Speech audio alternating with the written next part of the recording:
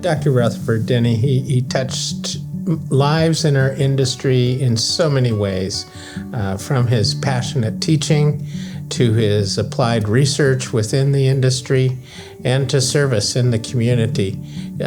Denney truly embodied the land grant mission of WSU.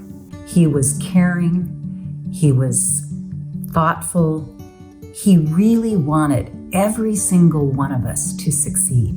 Denney's impact on me is really through my teaching and how I've approached it. Denney taught me how to love teaching, but also how to teach with love. Every time I come into a classroom, I try and channel his passion for teaching and for reaching and touching students. They are our future.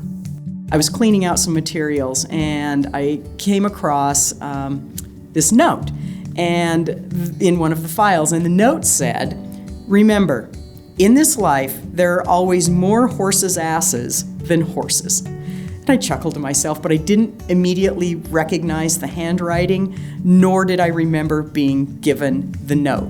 So when I opened up the note, here is this picture of Denney Rutherford wearing a shower cap as he's lecturing to the lodging operations class about amenity creep. I chuckled. He just always had the best sense of humor. I chuckled a little bit, and then I'm not going to lie, I actually teared up a little bit. I really miss Denney Rutherford.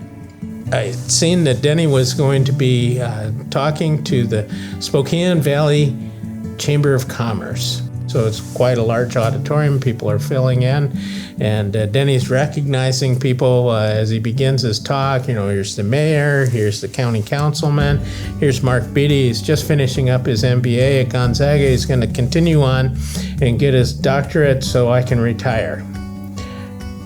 I had no idea that he would say something like that in front of everyone, the who's who of Spokane.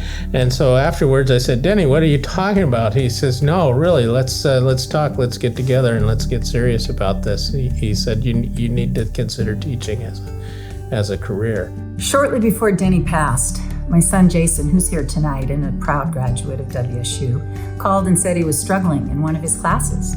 And of course, first thing I said was, "Have you met with your professor? Do you know your professor?" He said, "No." And I said, "Well, remembered my relationship with Denney, and he knew about that." And he paused and he said, "Well, I'll try, Mom." But he said, "You know, they just don't make professors like Denney Rutherford anymore." Denney, I miss you.